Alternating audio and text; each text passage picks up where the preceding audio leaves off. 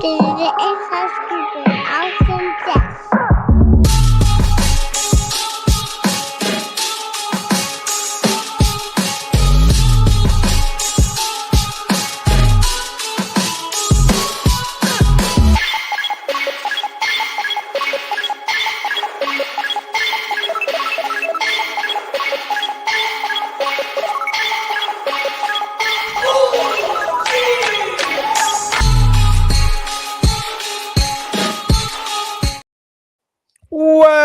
Welcome, everybody, to another episode of Inside Scoop with Alex and Jeff. I am Alex Dingman. I am Jeff Doss. Welcome, everyone. This is Inside Scoop. And you know what? We are going to have another amazing episode tonight. We have all kinds of different news that came out last week. And we have, you know what? We're going to have a fun episode of sharing about the legacy of Larry Carnahan and NASKA, you know, and touching a little bit on, you know, what we are excited about in the future. I tell you, if you guys have not shared the show right now, go ahead, click that on Facebook, YouTube, wherever, share it, let everybody know you're watching with us. Comment, tag somebody, tag your best friend. What's up, Andrew? How are you? And then we're going to have a fun talk as well. We'll go ahead and get you guys, tee you up, get you guys ready for this, because we are going to talk about the best 13 and under competitors of all time, phenoms, superstars. Yeah. And we're going to compare a little different to, since they switched it over to 13 under from 17 under. Let's think about back in the day, there were people that were 8, 9, 10 years old that would win grands against 17-year-olds or 8, and where that has changed. Are there people that could have done that? The only time we really see that is at Warrior Cup. So we're going to discuss that later on, and it's going to be a lot of fun. So get some names ready, and we're going to have some fun. All right. And for real, insiders, throw us some names that you're like, oh, that you guys probably forgot about, because while Jeff doesn't forget anything, I forget some things. Heck, I forget some stuff I even say. Bernadette Ambrosia is absolutely right, Andrew. She's fantastic. She is one of the original phenoms.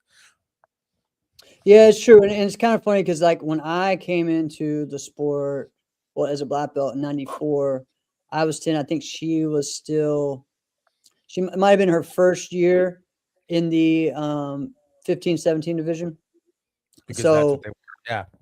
Right. So at that point, she has won some grands, 90, 91, I think. She had been on stage a bunch back then. So you're talking about, 10, 11, 12. So yeah, definitely. And we'll get into that. Yep. All right. Wow. We just went from 5 to 33. That is great. All right. So first off, before we want to a big shout out and big thank you to Ocean State Grand Nationals. We are super excited. I just put out a video today that we had on the show with Christine talking about, again, the Kevin and Thompson Award. Make sure you guys bring your team. All you got to do, bring a team of 5, bring a school of 5. And guess what? You can go and get that Kevin Thompson Award and give it to the person that you want to shout out on your team. And I think it's really cool that Ocean State does this. And I'm just excited overall about this event. I love the ideas of an award named after somebody within our sport.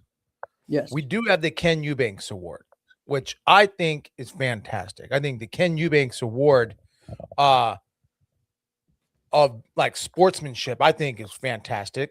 Do we have other awards in our sport, for our sport, named after somebody within our sport? Right? It would be silly to have something called the Jean-Claude Van Damme Award. That wouldn't make any sense, Yeah, the AOK has done for years the Greek Award, which was the guy, somebody help me out here, Demetrius, they was called the Greek, right? And he was one of the best kickboxing legends back in Texas. And and if you win the Greek Award, that means you are the competitor of the year for AOK of all the state of Texas. So that's been something that still goes to this day. So yeah, so that's pretty cool. I'm not sure. I feel like there are some other ones, but I feel like we need to continue doing that, but yeah. And yeah, congrats, Andrew, on that. That's definitely a cool thing. And I remember being there when you got that. So That was a cool year. that was a cool year. So, but even then, so let's look at that. So the Diamonds has the Ken Eubanks Award, all right? But Ocean State Grand Nationals, like it's not like, oh, you at the end of the year, like no, it is at the Ocean State Grand Nationals, and it's what I like about it specifically is that any Mike just went weird. What's that? There you go. You're good. Oh, okay, cool. Is there anybody on your team you can name for anybody on your team, who you can make it like the star athlete or the one who rallies everyone around? Because really, if you think about Kevin Thompson was all of those things, right? Correct. And even as an outsider looking in at the team, watching how he operated within the team, like, why would you not want that guy on the team? Like, he's a phenomenal guy to have on your team. Like, just looking at it, you're like, he's camaraderie, right? He have anything to do with that division. Like, he's right there being the cheerleader. And by the way, he's a phenomenal performer and athlete and competitor who's also winning, right? So love that. Not to mention the decades of success that he has had. Great that we have an award there named after him. Yeah, I'm excited, man. And I think it's a really cool thing for everyone to, not only to get that award, but also just for like to award that. It's been pretty cool the past couple of years to be able to award that award to one or two of our teammates. So pretty cool. If there's another tournament that should have an award, like what should this tournament have as an award? Who should they name? I mean, the only thing I could think of would be like AKA having the John Sharkey Award. Yeah. That would definitely be cool. Yeah, that definitely would be a great idea, right? Yeah. But like, what other if this tournament or that tournament had an award named after them? Yeah, I mean, I think a John Sharkey one would be a great one for like coaches or school owners. Definitely someone like that they want to honor. I think that would be a cool thing. Maybe the Battle of Atlanta, the Brian Ruth Award, maybe. Wow, that would. Well, I mean, again, you could do a Joe Corley one. I think they did the Corley. Yeah, we did the Joe Lewis Award actually when they brought everyone in. Yeah, that's right. The 50th anniversary. Yeah, so there are some things like that. So yes, these are pretty cool. These are pretty cool ideas. I like that. I do want to share. That's a good one, Andrew. Yeah. There we go. Look, now someone's gonna steal it. But good. Go ahead, steal it. There we go. Yeah, hopefully Hunter's watching, and he can put that, make that a thing. I just want to share a little bit because I know last week we talked about, me being in the the Ocean State Hall of Fame and just how cool that is. Again, I think my mom just messaged me that she got her ticket today for that. Nice. And so she's excited, for that to happen. I know for me, like it's kind of a crazy thing, when yes, I've grown up in NASKA and in the sport, right? But I will tell you something. When I got the opportunity to be a promoter, okay, it was not first in NASKA. So even when I came back, when that happened, and especially when I got bigger with running my tournament as a Grand Slam Open, and I became known as kind of Mr. NBL, I kind of thought those days of ever being in a NASKA Hall of Fame or a tournament would be over because, the enemy now, right?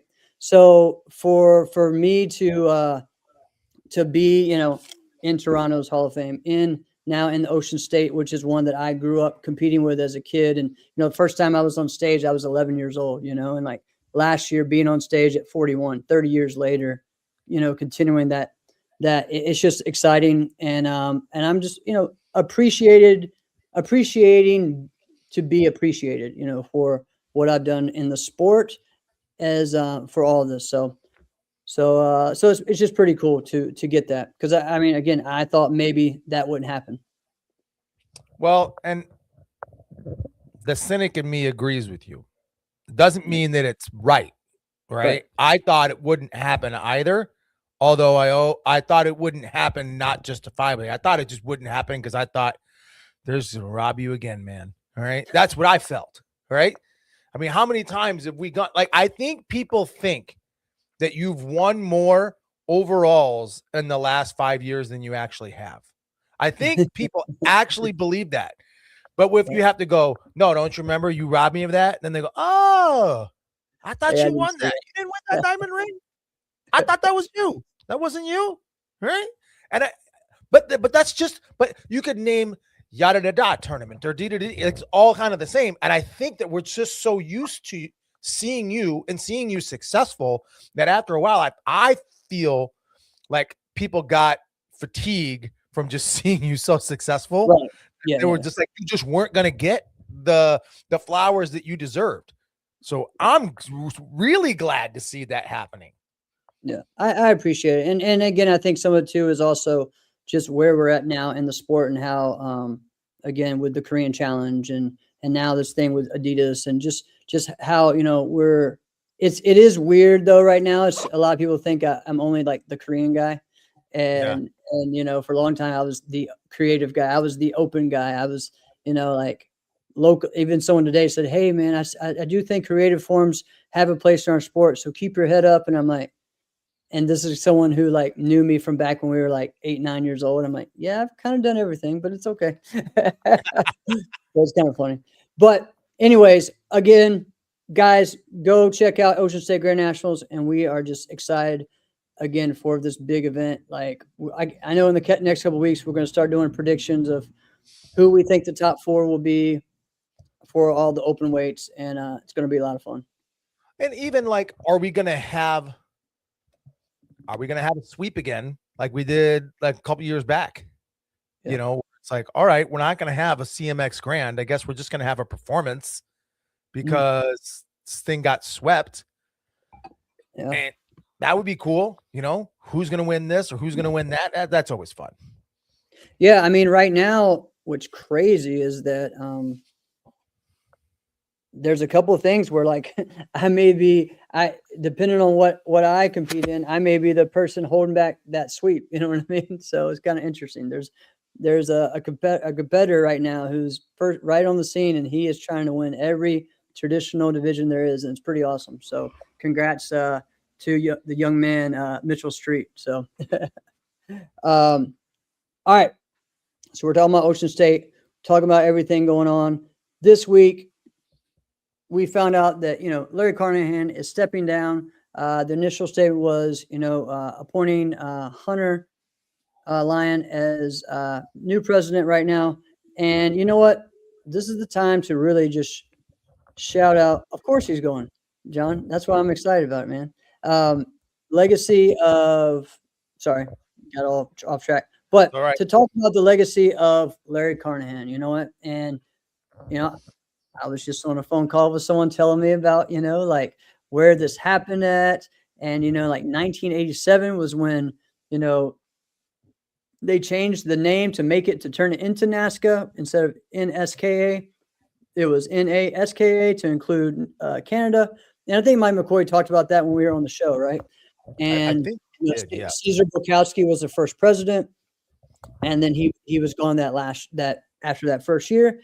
And Larry was voted in as the president. And, from 1988, like to 2006, 2026. That's insane. Right. And you know what, like he's done an amazing job and kept it afloat, kept it as the number 1 sport karate league in the nation, in North America, and the one that the world wants to come over to be a part of. That's something that I think we forget about because we talk about world leagues and, of course we talk about WACO and you see WKC and WKU, but all the Europeans want to come to the NASKA tournaments, right? If it's the US Open, if it's the Diamonds, if it's the Battle of Atlanta, if it's Ocean State, right? If it's Warrior Cup, so people from other countries want to come here. It's not just a American thing. It's become the standard of the American sport, the American aspect of our sport, right? And as far as competition goes, Right. it's martial arts. Martial arts is competitive. Even before like organized competition, martial arts in its nature is always competitive. I think I can beat you. You think you can beat me? All right, let's spar. Let's see how this thing goes, you know? And then even in that, it's just like a gentlemanly, like brotherhood, almost like it is like a brotherhood. Like, all right, let's do this. That was really fun. All right, teach me how you did that. Well, I'll teach you, but I can't really sweep like you just did. Show me how you did. And then now it starts to grow. Right. Then you get organized competition, something like the Long Beach Internationals, which, I mean, how long did that tournament go for? That's true. Right? That's true. And so you think about that, but then you have a circuit or what? And I listen in our chat together, I forgot that there was how crazy is that there was such a big organized circuit really before NASKA. Yeah. What I love a lot about what Larry Carnahan was able to do is he really was the face without being the face. He's the name. But if you go to a NASKA tournament, sure, you'll see him if you're trying to. Mm-hmm. But how many tournaments have you been to when he's there and you didn't even see him at all? All right. Yeah. It's possible. I mean, because it is possible. The way he operates it is the same, similar to, I don't want to say same, similar to the way they operated the success of National Karate, which at that time was called Mid-America Karate. Okay. Mm-hmm. And they went from Texas, they went to Minnesota. Why? All right. I'm glad you did. All right. Yeah. This guy's eternally grateful that you guys decided to do that. All right. But when they did that, John Worley was the face and the voice and the name, but Larry Carnahan did everything behind the scenes. This is from their mouths as well. I'm not saying something that hasn't been said. Right. And that he was the man behind the scenes, pulling all the strings and making everything operate so that John Worley could be the face out in front. Look at this, look at that, look at that. And then now you've got this really great tournament. Now we'll call it the Diamond Nationals. Right. Correct. And so he wasn't just like, he didn't take it. Right. He was voted in, right, by his fellow compatrons, right? Like they were all there, right? Yeah. And they were like, here, we think you are the one to lead us into the future, right? Over 40 years later, we're still going. Yeah. It's amazing, right? It I don't know. Guys, chime in if you know a president of an organization that's been longer lasting than that. Yeah, no, I can't think of it. Yeah, I mean, a lot of time. Yeah, so I mean, say a lot of things about Boyce. I mean, he would have been the top. He would have been that if he kept it going. I mean, honestly, it would have been the same thing. So far ahead of his time. I think the decision, some of the differences between NBL and NASKA that were different.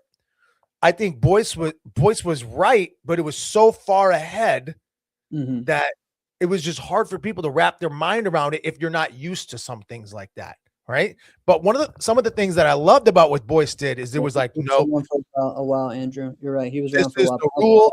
This is the way things are going to go. What I loved about what I'm going to call him Mr. Carnahan. It's hard for me to call him Larry. All right. Yeah. What Mr. Carnahan did is if he and some of the other, decision makers saw that, like, all right, there's a glaring need to change this right now. All right, we really got to sit on this at the end. After this tournament, we're going to make a decision and we're going to change this rule right now. Right. Yeah. And part of that, you're going to go, you look at that and go, whoa, where's your consistency? But if you know that there's a rule that needs to be changed right away and you don't change it, then what kind of integrity do you have? And they've always done that. And sometimes they have had to change rules back too, because when culture changes, like, you just change it back. And we're going to talk about some of those changes when we talk about some of the other competitors later on in the show too. Some things I think were fantastic things to change. And some things that I'm like, you could have left that alone. you know. So But yeah, the point of I us get what always you're saying. saying, like, man, NASKA's got to fix. NASKA's got to fix that. It's only because they are the standard. They Yeah. are the standard, and they have a leader, and they've had a leader for decades that we can point to and say, we all want to be a part of this organization, and we all want to be on the same team. We all want to have the same goal, and this guy led us there. That's a huge thing to think about. Andrew, I don't think he's the president anymore. I don't think he is the president anymore. Paul Ingram is. I don't think. But also, yeah, Falsani was definitely president for a really long time. I don't know how long it was. I don't know either. Yeah, and again, they adapted, like Brett's saying, they adapted some things from the NBL days to say, hey, this is what the competitors are wanting. This is what they're asking for. So, I think, Larry as a leader, very, kept a calm demeanor. You know what I mean? I think that's what was needed for that position, because it's really easy to get super intense about something that you care about, right? And something that you put your hard work, effort, time, everything into, right? And so you can really get defensive about that in a certain way. And he had a very good, calm demeanor, at least in front of everyone in the grand scheme of things. I'm sure, like everyone, maybe behind the scenes, he could have gotten pissed, right? He could have been a little, but I think he always, I mean, listen, like he was like the man in black, you know what I mean? Like he showed up and you knew what you were getting, right? And I think that's what was pretty cool. It's like, hey, we know what he's gonna wear, and it's true, Andrew. I haven't really either. No, it's very. I was just sitting here thinking about it, and listen, personally, I've probably given this guy some things to get upset about and lose his cool. Personally, right? Yeah. But over everything, I don't think I've ever seen him lose his cool either. I don't think I've ever heard him raise his voice. Yeah. And think about that, right? I wasn't the greatest teenager to have as far as someone who's like in a name organization at times. I felt like I'm always passionate about martial arts and love my organization. I made some dumb decisions. Yeah. Listen, he's got a young kid in his family that's not young anymore, right? BJ gave him some reasons, to lose his cool. All right. Yeah, definitely. Didn't happen. Hey. BJ still sometimes. I was trying to say it sometimes could like I said it the nicest way, but I don't know. Oh, love you, BJ. I tell you, I had some great talks with BJ at Diamonds this past year. Man, it was really cool. Isn't he just the coolest guy to hang with? He's so cool. He is. All right, so as we're getting into that, what's like Carnahan's story? You probably have more than me. Oh, I got some. I've been around him for years, but again, like I will share some things, and even honestly, if my mom's watching, she probably has some good stories just from working with him, because we did a lot with running the helping with the banquet back in the day, and when Ken was having it and stuff, and so many other things of pushing for different divisions. Again, one thing people may not know, like there wasn't a women's team fighting division, and my mom really pushed that a lot when we had Team Elite in the late 90s, and then it was three-person women's team fighting, and there was only a few tournaments that were doing it. Diamonds was one of them. At that time, were women's team fighting. Well, our team at that time was Deshawn B, Dottie White, and then we also had Christy Starkey. So that was our that was in 99. And so 98, 99 was when that had happened. And even actually before that, I think we had Krista Shear and Bonnie Andros on the team. And also Noreen Price. We had some cool teams. So, all right, go ahead with a good Carnahan story. It's so interesting when when you just say Carnahan's story. The reason why I feel like, I got a bunch ready to go is because we just acknowledged, like, he doesn't really lose his cool. So like me, like shouting and yelling, that's white noise, right? Yeah. To a lot of people, because you're like, yeah, you get animated all the time anyway. So it doesn't, it's not anything that's really impactful. So here's something. You ever have somebody who's just so gifted at backhanded compliments that like you can't forget them, right? And this one was not even a compliment. This was, he just backhanded, right? Yeah. And I haven't forgotten it. So I was engaged once before I was to Lindsay, right? And Mr. Carnahan knew this person. I invited them to the wedding. It was a very short engagement. I just told him like, hey, I'm going to give you an invitation. It's one of those things. He was like, okay, cool. Thank you. Congratulations. I'll look forward to it. When I gave him the other invitation, I said it ahead of time. I'm like, I'm talking to him, and he looks at me and he goes, this one going to stick this time? It is Mr. Carnahan, so I can't really be like, what the heck are you saying, right? I can't say that to him, right? I'm like, yeah. That's all I could think of to come back, right. But it was like, thank you, Mr. Carnahan, for making me, double check. Sir, yes. Yeah. Fantastic. Best decision ever. All right. There is something that I am very grateful for. So we were just a bunch of young kids with no coach and no direction as far as like young adults who wanted to be, top competitors. And all we knew to do was to just train with each other as much as we could and just go to as many competitions as we could. We didn't have coaching. We didn't have direction.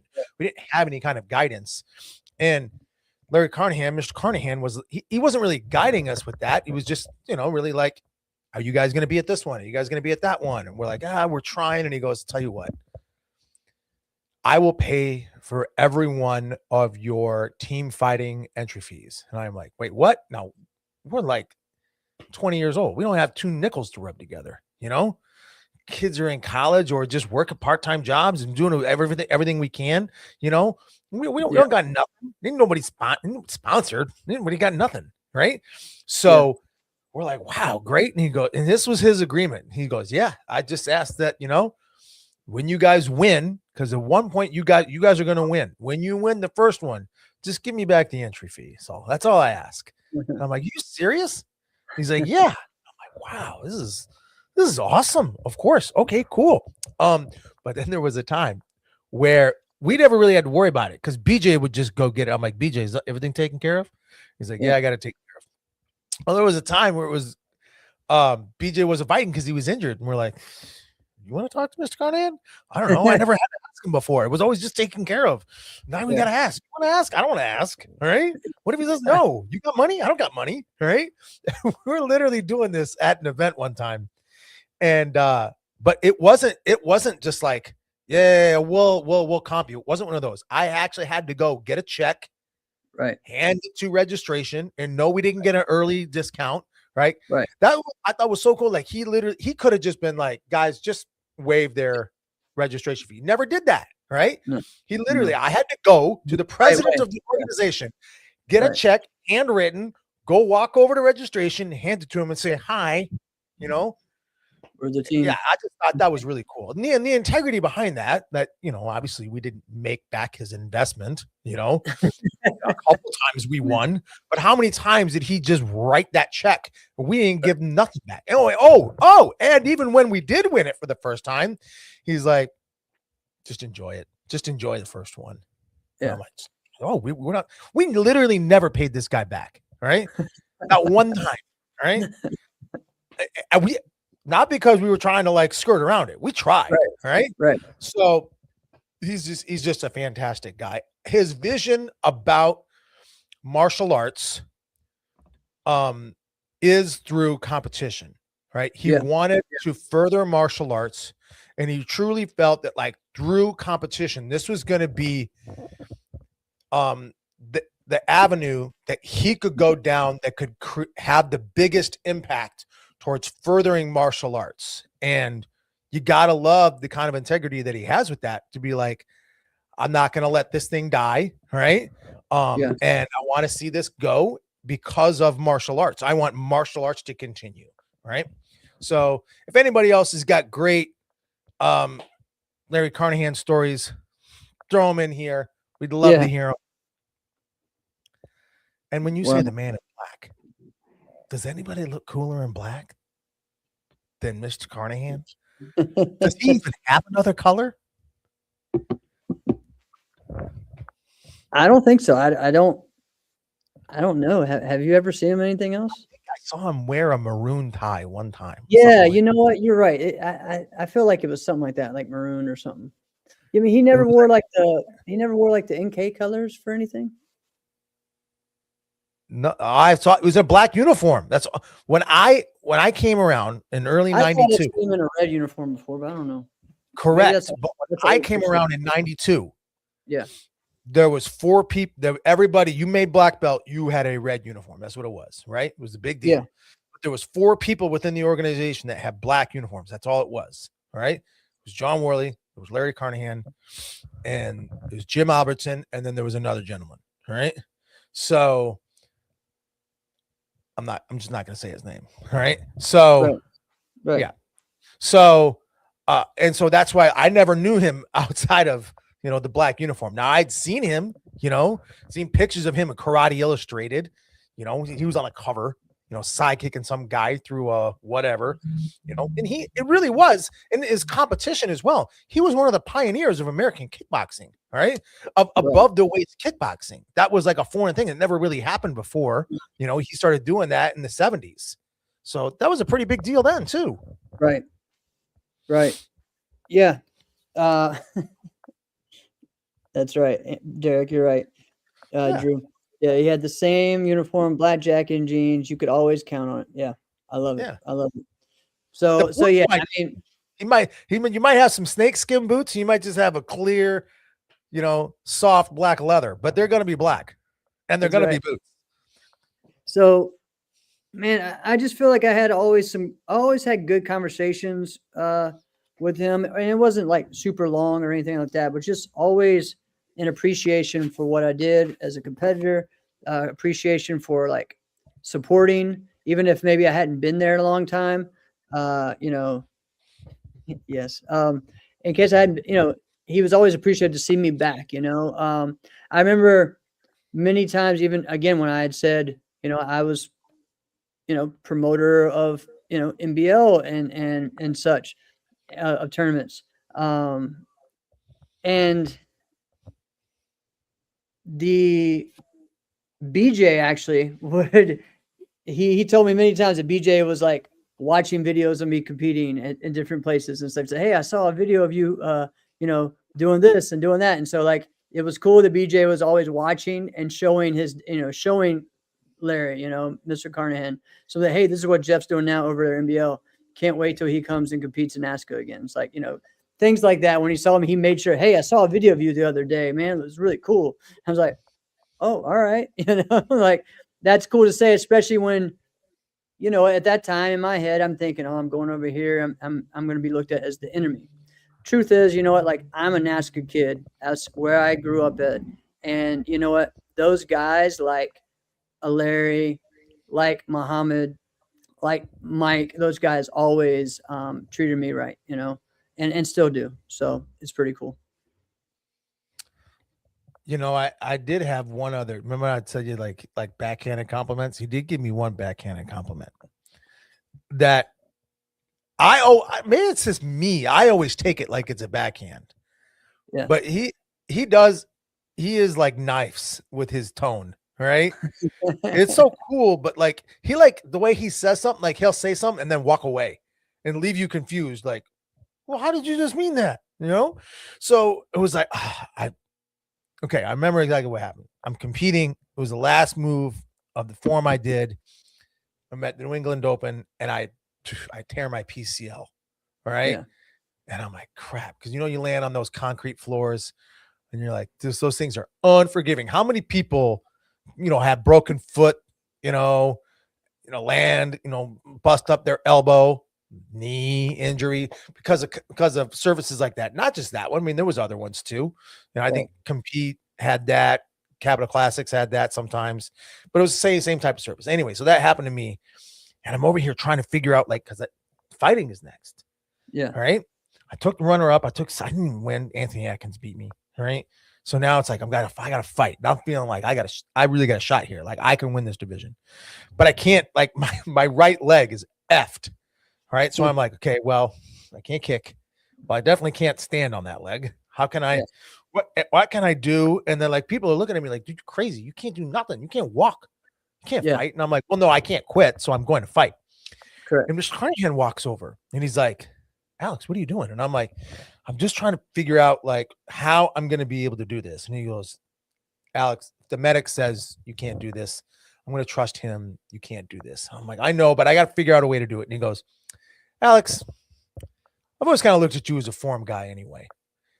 Patted me on the shoulder and then walked away. And I'm like, the heck is that supposed to mean? Right? It's literally the way I thought. But I had to sit back later as I'm immobile because my thing's torn. And I go, you know what? No one's ever said that about me. I always viewed myself as a fighter who dabbled in forms, right?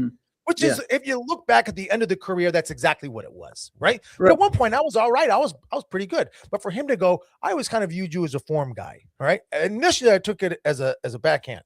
Later on, I'm like, wow, you really think that I'm to that level? You think I could be there?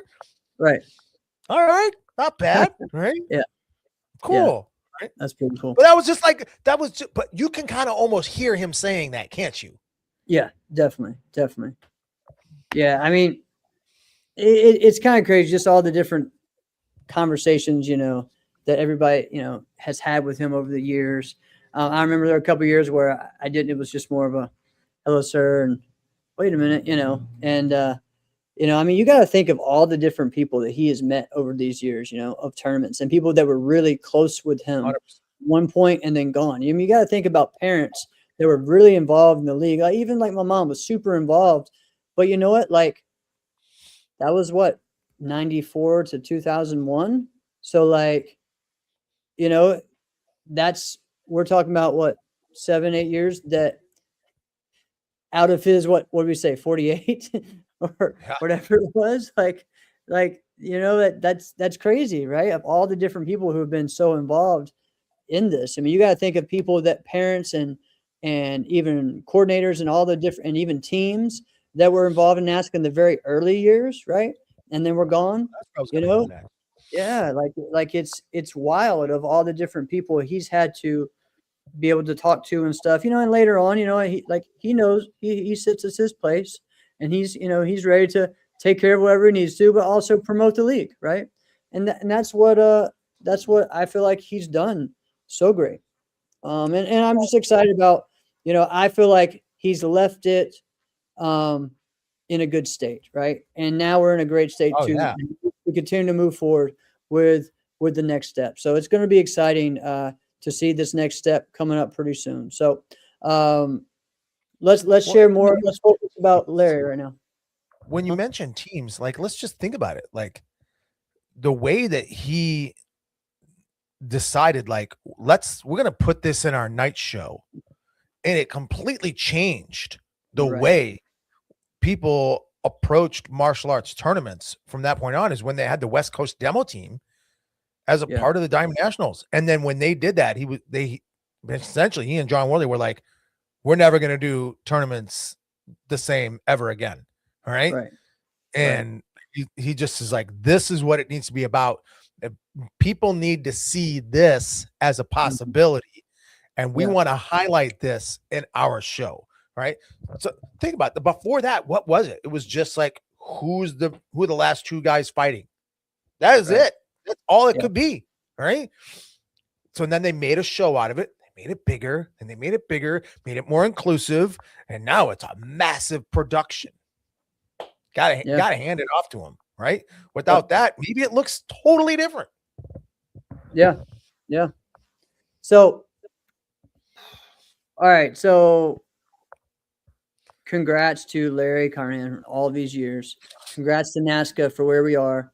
I'm looking forward to the next leadership and everything. There's a lot of new things coming out. Actually, just a new post that just came out about, I guess, 20 minutes ago. So we probably will talk more about that next week. Okay. As we get more details and have other people on. But I tell you what, like I'm just excited to see, these next steps. I feel like one thing is that production level of some of these events has gotten to a whole nother level. And I think that's one of the ways where we're going to grow is getting us our finals ready for the next level, getting our shows ready for the next level. If it's a streaming deal, if it's something, I think people that think the Olympics is our place, I think I don't think that. I think it's making this making this professional, and making this something that stands on its own, So I think that's where we could be going. But you know what? You have to also treat the school owners correct. You gotta Exactly. push them to the next level and help them feel appreciative. And you know what? I think obviously with all these tournaments over the past year, 2 years, 3 years, continuing to grow, they're doing something right. So, And that's not to poo-poo the Olympics. no, If some people love the Olympics, I mean, yeah. And if some people hate the Olympics, like, but there's justifiable reasons for that too. All right. right. But even if it's, this sport, skeet shooting, all right, they have to have an organization, all right, and you have to have a list of rules, right? Yeah. You have to have a governing body, and you have to have participants. Without that, you don't really have a sport. You have kind of like a general activity that some people do. That's nothing that you can give to the IOC. The IOC is not going to want to touch you, right? So the only way something like that could happen is if there is a good organization with members, a governing body, lists of rules that people are following worldwide. Yeah. No, I agree. It's that, I mean, look at all the different sponsorships, like Sure. Red Bull, Monster. There's so many, Yeah. which we have, so I think, we continue to put on a great product and continue to grow and also to create opportunities for our athletes. And that's going to be the great Right. thing. I think kickboxing will have its place in the Olympics, and I think that will be great because kickboxing exists longer than what sport karate has. But I think for what we do, I don't know about that, dude. the history of kickboxing, well, all right, if we're talking about, I mean, Waco has not been around longer than sport karate. I'm just saying the sport of kickboxing. Right. Well, it depends on what you're talking about. We're talking about like All right, well, that's kickboxing, like Muay Thai. Okay. Maybe K1, but like American kickboxing came from sport karate tournaments. Oh, above the waist kickboxing. Yeah, that's the newest animal. 100%. I agree with you. But look at what that you just is what Waco originally came out of, is what I'm saying. Like, yes, that is true. Evolved into everything else. So, but even then, what you just mentioned in kickboxing, you just mentioned like 4 different types of kickboxing. So that's why I feel like that can have its place in the Olympics, and I feel like that can be great. But for really the niche of what we do, let's protect our stuff. Let's not, throw it to the wolves and be like, do whatever you want with it, because Taekwondo did that. And Taekwondo has to live with, I think, older school Taekwondo was a better product than what the current style of like WT Taekwondo is. It's a better product to watch. Was it a more fair product? Probably not. Right? There you go. And there you go. But once you've opened it up and you're like, we are part of the IOC, all right, and now you start changing how scoring goes, the sport will change based off of how like it's going to go in sport, right? In its actual competition, right? Yeah. So they're tied to whatever the IOC is going to be. Like their whole sport is that now. So, which is cool. They've made their bed. They want to lie in that. Which I don't think we want to do that. Yeah. All right. So let's get into our topic about, and I didn't even make this, but sorry. Good. I'm excited for this one, man. 13 and under, or even, let's just not even call it 13. I mean, let's just call it like youth prodigies, right? Yeah. I mean, prodigies, phenoms. I mean, who are some people that you think of when you hear that? I mean, the first person I think of is Ernie Reyes Jr. That's the first one, and he probably was the first one. He probably was. Yeah. Yeah. It's definitely one that I thought of. When Here's the deal. What I want to say too is the reason why I wanted to say 13 under is because, all right, back then it was different, and even right now it's different. All right. Yes. Grands for juniors were 17 and under. Okay. 17 and under were the grands. Okay. So let's think about right now. We have a separate one for 13 and under at most of these big NASKA tournaments. Okay. But there were times where the number one person was a 10-year-old or a 9-year-old or 100%. an 11 or 12-year-old or even a 13-year-old, Once they got to maybe be 14, that was kind of like, okay, this is your peak. There were ones that were like that, right? And even like right now, we're looking at a phenom, Judah Sagala, right? All right. 14, 15, 16. He's into it, but his and he was winning, grands as 12-year-old, 13-year-old, but he wasn't winning the Warrior Cup when he was that age. You know what I'm saying? Right. Now Jake Presley, I think, did, right? Let's even go into Jimmy. So Jimmy Pham, Casey was 14 when she started winning grands, Yeah, she saw Casey. Yep.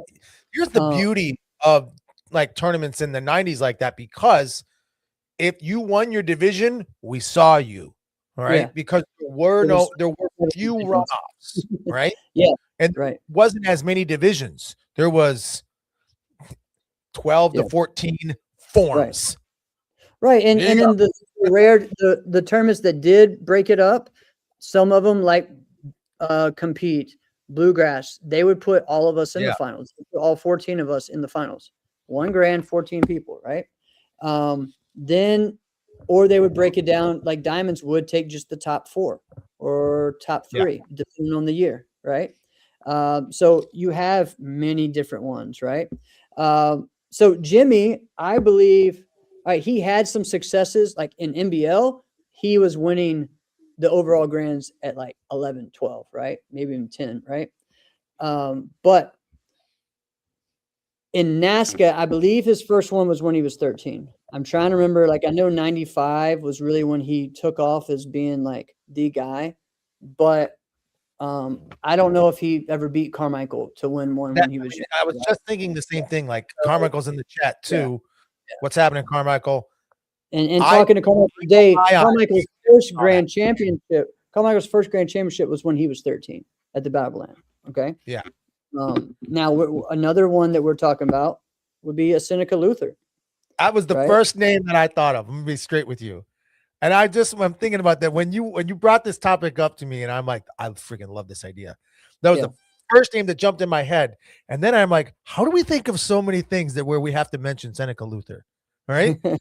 Isn't it kind of bonkers that we talk about Seneca Luther like every other show? We do. Someone else messaged me the other day about that too. Like first term he went to, he remembers competing against Seneca Luther. It's like, wow. Because how do you forget that guy? How do you forget? Seneca Luther was an experience. And so I know that I would say probably 80% of the people listening to this have not actually had their eyes see Seneca Luther, which is okay. And you're probably not going to be able to find video unless Wally has got it. All right. Well, Marty has put some out. Yeah. Marty. All right, cool. Wally wasn't around. Wally wasn't filming back then in the 80s. That's the other thing I was thinking, like it might have been before Wally. So to give context, Seneca Luther was the thing. Like if you were just like a kid who was like, yeah, I'm really good at martial arts, I did this competition, let's go to this one. He was the one that you were like afraid when you saw it because he was so intimidating. Just forms, by the way. He'd be out there, he'd have this full-on mohawk, like picture a rock guy in the 80s, whatever that mohawk is. It's that. Whatever you're picturing, that's what he had. He had that, and his uniform was like, how do you describe it? Because it was like a sleeveless. Sleeveless, but it was satin. But also he had a tiger print one or a lion. I mean, a tiger print one that when he did Welcome to the Jungle. Look at that. He had a satin tiger print sleeveless uniform. But yeah, I mean, he had a bunch of different uniforms. Okay, and so that whole And they era were like whirling commas. is what, and this was before NBL, so that's what really pushed the whole flamboyancy into the NBL. Which there's some. All right, a lot of people are sharing some really good stuff. I'm trying to Love get back all to of it. the names you I guys already are missed. saying. I missed Brett's, but Brett talked about Wayne Douglas, which is Wayne one Douglas we was oh my god, Valerie Bruce, which is another one on NBL and she won some overall grands at like 11, 10. Rory Bratter is one who did that. Adrian Ulanoff is one who did that. Those were guys. Some other one that I will share that when she did it, it was crazy. It was Ashley Lane. Ashley Lane with the white bow, multiple kicking in a circle, so cool. and doing everybody was kung fu fighting, and just whooping everybody, right? And then that kind of spawned into before that, actually, even Ebony Adams has won some before. Jennifer Santiago, we talk about Bernard Ambrosia. I mean, there's so many great competitors, but Gemma Nguyen coming in as 9, 10-year-old and winning grands 17 and under. And I think that's the biggest about Rudy. When Rudy comes in as a little kid, you can tell, okay, this is something different, right? And then eventually he was in the middle of that part where they switched it and split it to, he started where it was the 1700 days, and then it went on to where it was the 1300 and 14, 17 days. I think at that point he Matt was. Emming is another one. Matt Emming is another one, I would say. Matt Emming is another one. Yeah. I don't think this person had that kind of success, but like Ryan Pinkston. But Ryan Pinkston, you knew who Ryan Pinkston was. He was decently successful because of the team formed with Anthony Atkins. That was fun. That was cool. Yeah. Right. Yeah. And I could say that, like, yeah, you're a talented prodigy, right? He didn't have the individual success that everybody else we named has had. But I mean, at that time, how many, when you say like 2000 to 2003, how many guys that were that young had that kind of success? There was quite a few, Yeah.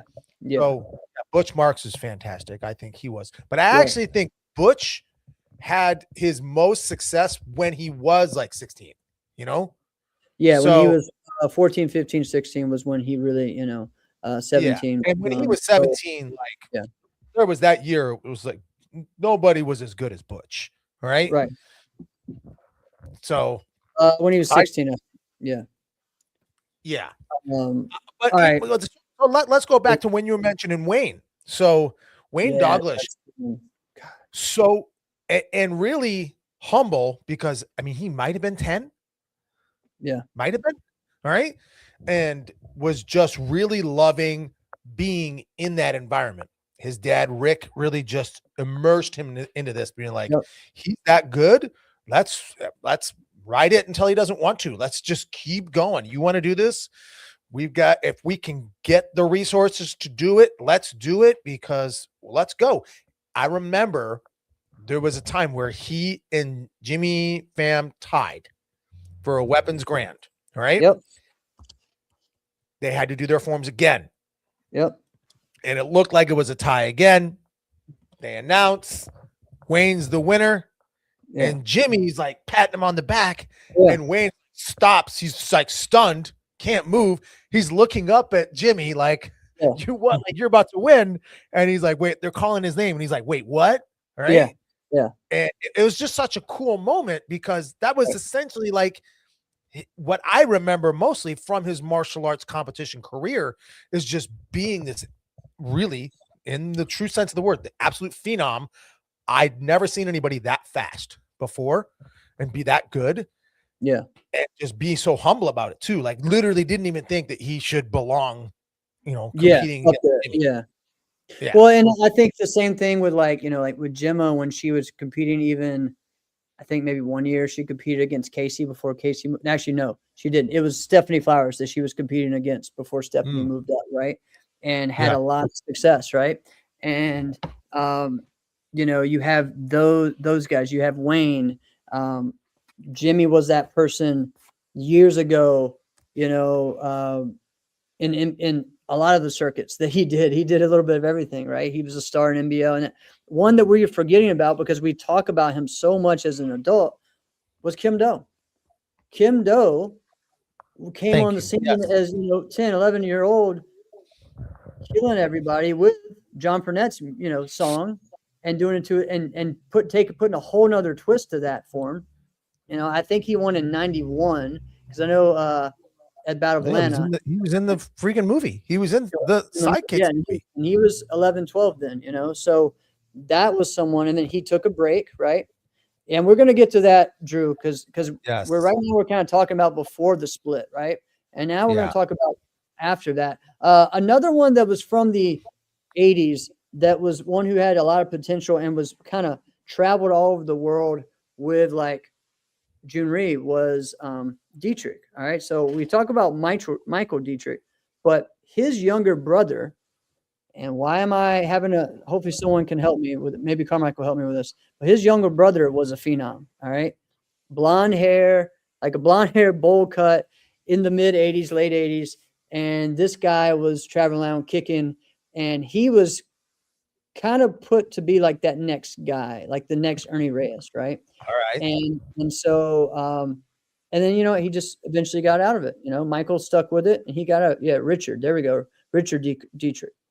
He was good. He could kick, man. His ability was awesome. So, and again later on, like he had some success when he was he had success when he was like 15, 16, 17. That was David Oakley. And he had a very long, run in the junior ranks. But even before that, he's been around for years. So we're talking about those. If there's any, Guy Burkett. I'm sorry. I can't go on without. Oh, man. When Guy Burkett won the Ocean State Grands in '95 over Jimmy, Kingston Ing, Butch Marks, all of these high-level people, it was like, whoa. And Guy was younger than me. I was 11, 12. So he was in the 9 and 10 division that year that he won, right? And I remember him competing at Diamonds in '93, making it to stage and winning like the 8 and under division. And people would be like, dude, this kid could be the one that gets the crowd going and wins this whole thing, right? So yeah, I mean, and Guy is doing great right now, and still doing martial arts. So pretty cool, man. Pretty cool. Yeah, all right, so as we get into that next group, right, when it did split, right? I definitely think Dallas Lou. I saw the other day a Dallas Lou form. I was sitting there like, good Lord, man. And now he won some overalls in NBL when it was all ages, right? And and there were some other ones that did that as well. But dude, like Dallas Lou, like when you saw him, like what'd you tell me before? You thought, okay, this is the next Rudy, right? Rudy 100%. I thought he was gonna be the next Rudy. Yeah. And Rudy was one of those as well, right? Yeah. So yeah. Now, as far as when we get into that 13 under, there's been so many. There's some that are adults now competing. Haley Glass, of course. We had years ago where from like, I think she won from when she was 9, 10, 11, 12, 13. Isabella, right? Bella. She won like everything for all those years, right? How do we keep these competitors when they have dominant so long in the 13 under? That is one of the things that we, hopefully our next step could go towards, right? Yeah, Danny as well. Danny Ekin, Isabella, Well, here's what I will say is what I love about the culture. I mean, we were literally talking earlier about, the direction of the leadership, where they're guiding, the direction of the circuit and competition. I do like the notion to say like, hey, we want to keep these people as much as possible. We want to keep them feeling like, they're winning some things. Let's make a 13 and under grand and a 14 to 17 grand. We don't want them to feel like, oh, they're never going to win. I don't agree with that, because yeah, I mean, we're also seeing the fruits of, like, all right, what is the point of them doing it when they're 21? Because to win, Amerikick again, yeah, if they're that good and they've right. won it when they were 12, 13, 14, 15, 16, 17, what is the point now? You know what I mean? Yeah. And so unless they were just a guy who was like, loves martial arts, and they were close to that, never quite made it there, and we're like, yeah, I mean, those competitors exist, and Yeah. that's what the majority of this is about. The majority of us won't win an overall championship, right? Right. Right. If that's who you're catering to, right? Why are we adding so many of the other grands? You're benefiting one other person, but you're diminishing the grand itself, right? If you're really not, you're helping one person, but then that one person you're helping, you're also enticing them to not want to continue going on. You know what I mean? You know what I'm saying here? I get what you're saying. All right, I so feel like you shoot yourself in the foot. So some people just feel like the value of our sport is simple: kids and film. All right. So that is what I was sent today. All right. That, like back in the day, it was, hey, we want to get on that stage so that way we could be seen by scouts to go to Hollywood, to go to this or that, right? Back then, we didn't have all the video and TV deals, but we had magazines. And so that was a whole different level. And truthfully, like Black Belt Magazine never really embraced like the kids, as far as the kid stars, right? Okay. So that's an interesting take on that, right? But I would push against that. I would push against that big time, right? Well, because what are we looking at? Are we looking at, is this sport just here just to push people into something else? Our sport should be able to stand on its own, right? Correct. That's what I would think, right? And because truthfully, they're always going to be a martial artist, right? First, but correct. But the reason why I would push against the notion of like wanting to be seen and wanting to get out there, so that we can move on to bigger and better things, like you're going to need a talent agent for that anyway. All right. So that doesn't mean anything. And if that was true, then Shaquan Parsons wouldn't be like the most viral person in the history of our sport. You know what I'm saying? True. So it's like Shaquan and maybe some of Raymond's kickboxing highlights, right? Yep. So that's true. Yeah. And Shaquan Parsons, love him, a phenomenal athlete.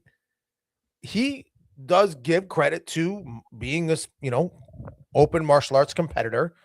But listen, he did all that stuff flipping in his yard with a sword, Yeah. Yeah.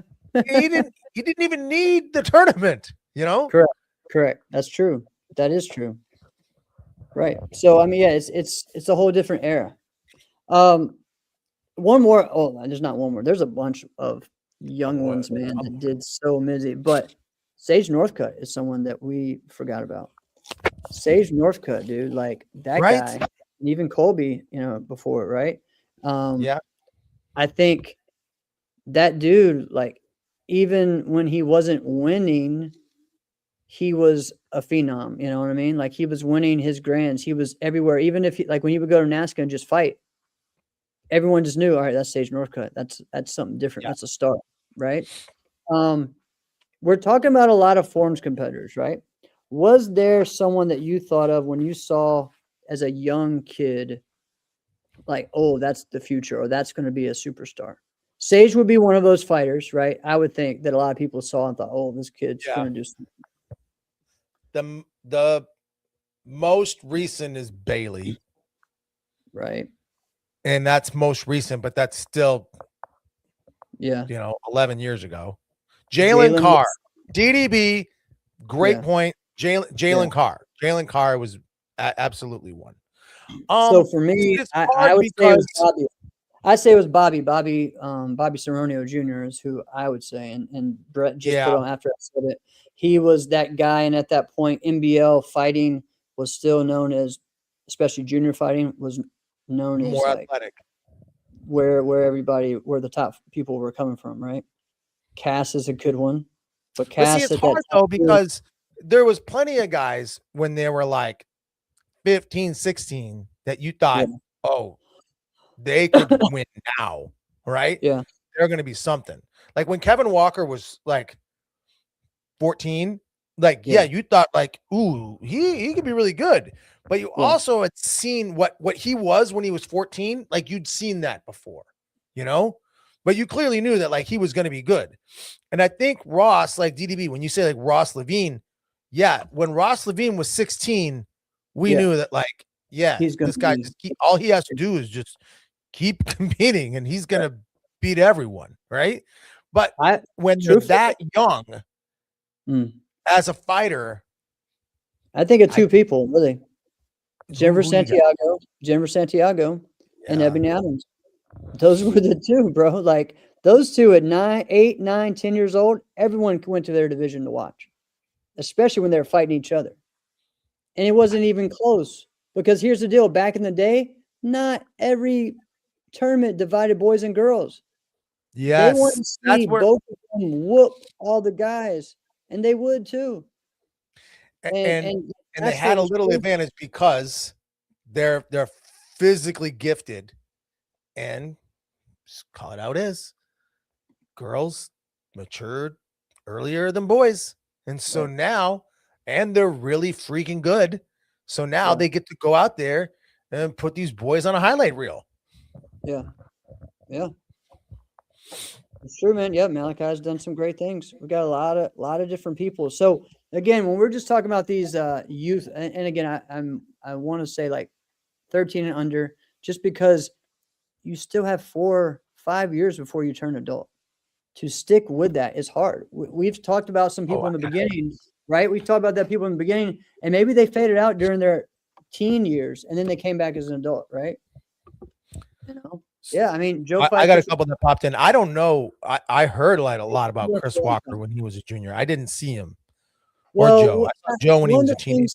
one of the things that Chris stayed pretty much local for a long time Yeah. in Florida, but he always did the battle, always did US Open, did those Yeah. tournaments. Maybe did bluegrass here or there, but he didn't really go full out like into the circuit until he was an adult. So that was a little different, with that. But he was someone that like guys knew of him, right? Mhm.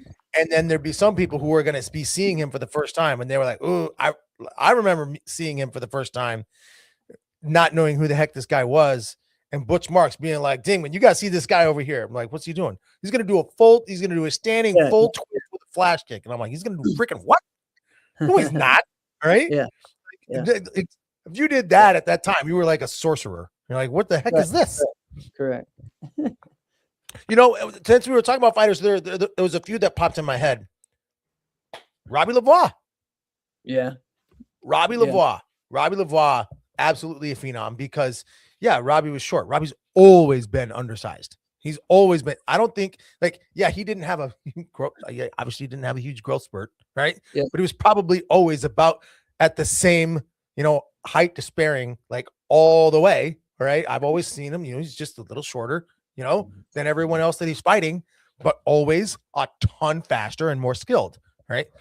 yeah. Another one I would say is Jack Damian Felton. Rodriguez.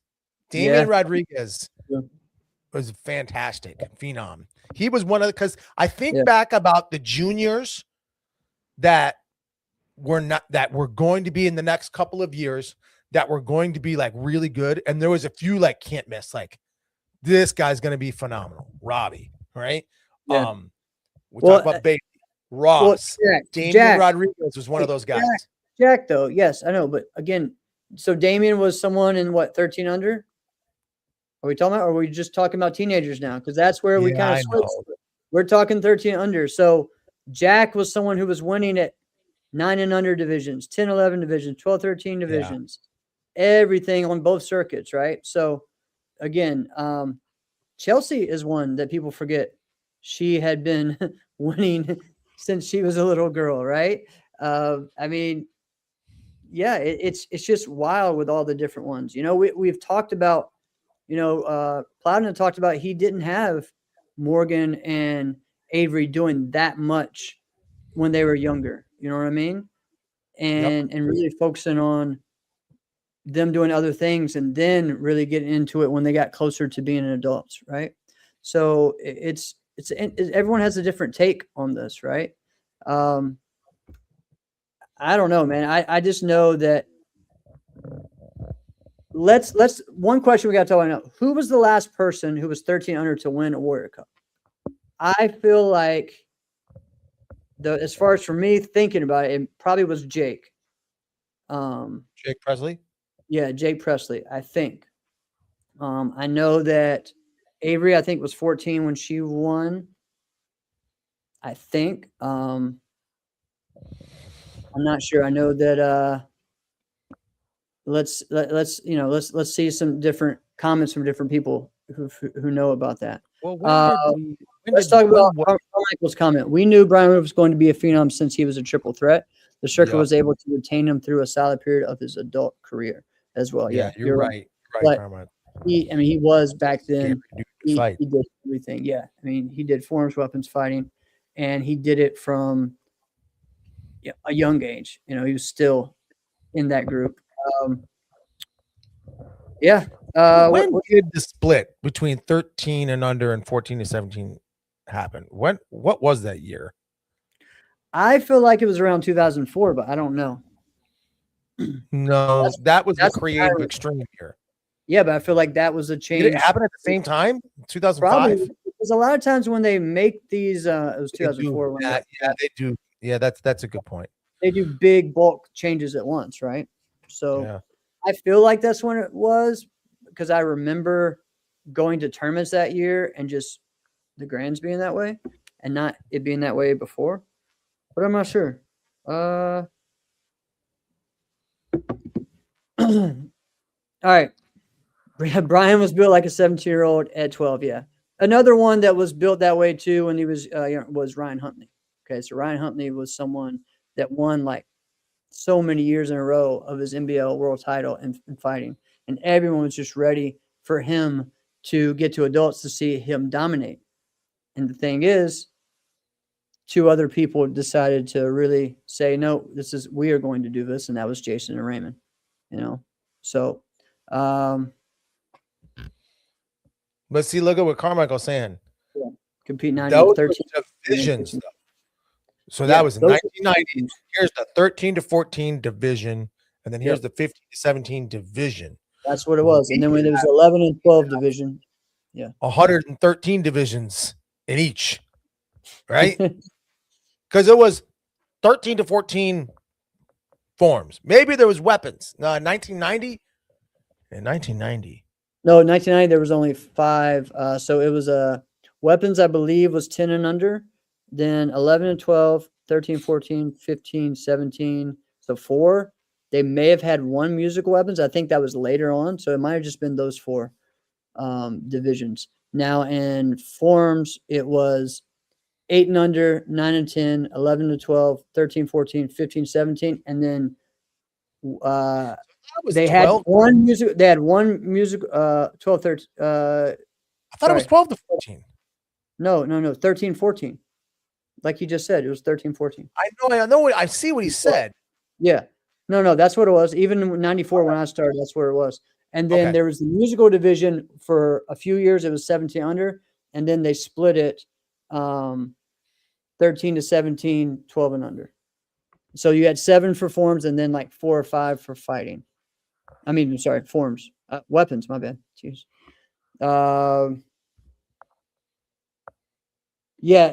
Drew, you're right. He was the first to divide up because when I went to his tournament, they split up boys and girls, and a lot of the other ones didn't. The only ones that did as well was Bluegrass did it a lot. U.S. Open did it a lot, but And I actually think they U.S. just Open, had so many numbers. That's why. and then Diamonds did it a lot, right? So, yeah.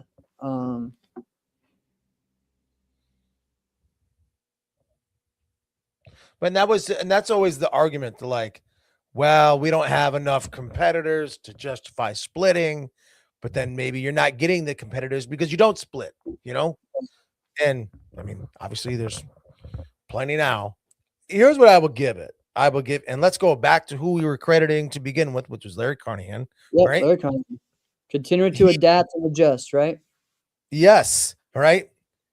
Is definitely forward thinking in that, listen, you when we mentioned triple threat, all right, that's a big deal. Triple threat, forms, weapons, fighting. That was Yep. all there was. And the weapon was the new one, all right? In the like 1990, I think that's when it was like, let's create a weapons championship. There was tournaments where your form division, it could be a traditional form, it could be a Chinese form, it could be a bow form, right? Yeah. And if this is where 13 to 14-year-olds do their form, you get to pick one, whatever one you want to do, go. All right. And now we have a CMX grand and a traditional grand for the age division Right. for the girls. Like how bonkers is that? All right. To go boys and girls together, anything you want, let it happen. Wow. He said he took fifth behind Yeah. John John. Valera, I think it was Jeff Sue, Mike, when you say Mike Chat, and then Eddie. Yep. So yeah, it was pretty Eddie, wild. I forgot Eddie's last name, but Eddie was a Landa? big competitor. Huh? Eddie Landa? Yes, I think so. Yeah. Yeah. Yeah. I'll pat myself on the back for that one. Oh, look at you. So yeah, I mean, it's interesting to look back at that and the different competitors we had. Aiden Kennedy is someone who, I think about as well. These We're not guys. saying, like, Jake Presley is someone that, did it big time. Jackson, people were pumped about him when he was younger. I mean, even younger ones like, dude, I remember seeing like Luke Kicks camp, right? And yeah, great watching point. Mackenzie Emery, right? Watching Mackenzie Emery as a young little girl, right? Doing her form, like, oh, okay, this is a whole different level. The same thing with Dallas. Like when, like that video came out a couple of days ago, I was just sick. Definitely sick. For me, there was a couple kids on the NBL circuit, besides we talked about Roy Bratter and some of those guys that were the 11 and under was the age group then. You're like, man, I don't want to get into grands with this person, and that would be like like honestly, Josh Durbin back in the day was like that, in NBL.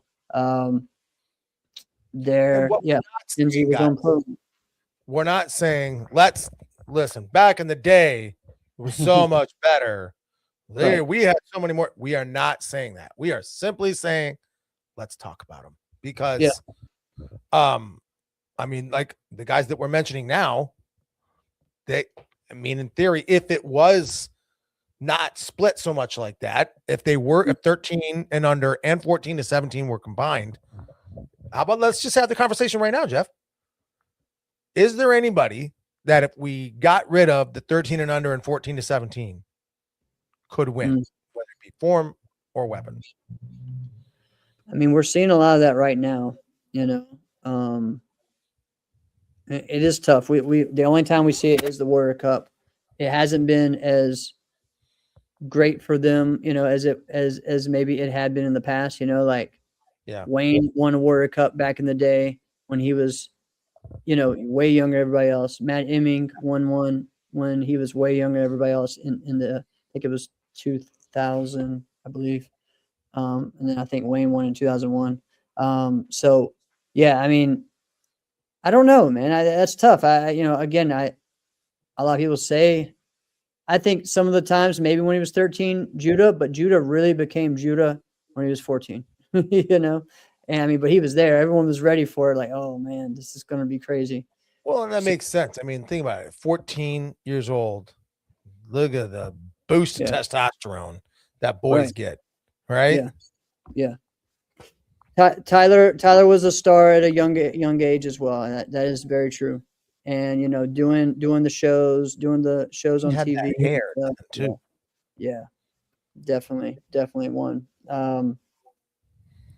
Is there anyone traditional wise that I mean, I know like we're seeing Amanda had her first a good run her first time up in 14 and 17. She had an amazing 1300 career. We're seeing. I know wasn't she your teammate, Ida Henley? That was someone I meant to say earlier. Ida Henley won when she was 12, the 17 under grand in traditional, but she also won. She won some weapons grands too. Like, or she was yeah. And Caitlin was that one that was Caitlin Michelle. Ida Henley, Caitlin Michelle. Still feel like we're missing. I mean, we talked about Ashley Lane. Ashley Lane was a phenom. Well, and here's the Conception as a young girl was really good. And then she had a break and then came back later on, as an adult. This is a testament to how much the sport levels up. All right. Mm-hmm. Is take a junior when she was a junior, take someone like Noelle Jillison, right? If you took her and dropped her into 1998, you'd be like, this is a sorcerer, right?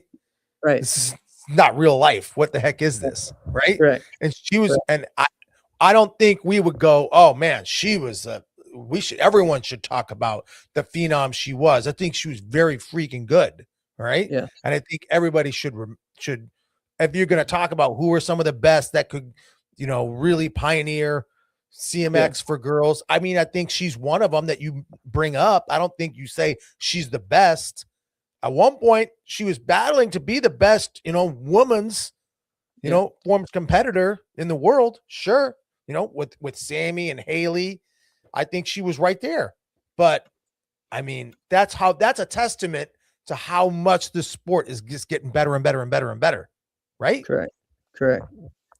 Yeah. Pretty crazy, man. All right. What a fun one, right? Yeah, this has been a fun one. You guys were awesome chiming in the chat too. You guys were throwing us so many great ones. Thanks so much for doing that. Correct. Guys, we're excited about Ocean State Grand Nationals. We're going to talk some more. We're going to have some different special guests over the next few weeks talking about Ocean State, also probably talking about NASKA in the future, what's going to be, happening there. Also, I got some guys to talk about the IKF, which is what I've been talking about for the Grand Slam Open, the sport of point kickboxing and Muay Thai, and how we can, some ways of adding that to our events. We also may even talk more with about Adidas and all the different things going on. We really hope we get a couple special guests that we will be able to see at Rhode Island. So yeah, that's the name. Yeah, Ryan Wells is definitely one. Andrew, I like it. We got a future one, Gabby. Awesome. And Alice Fransky before the show too. That's great. Yep. All right. Well, this weekend there's a lot of great events coming up, so make sure you guys go and support your martial arts tournaments and get out there and enjoy the sport. Also, guys, download that main app. All right.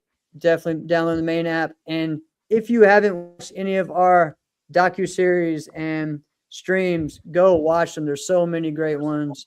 The AKA one was a great 2-part series that we had, and definitely gets you behind the scenes and behind the lives of Amber Rutherford, Philip Brumet, Kevin Walker, and Tyreek Saint.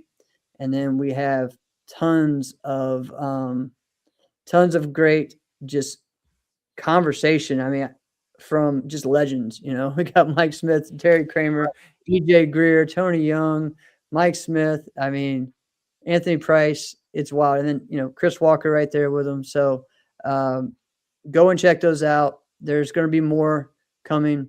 And thank you, Carmichael. Thank you so much.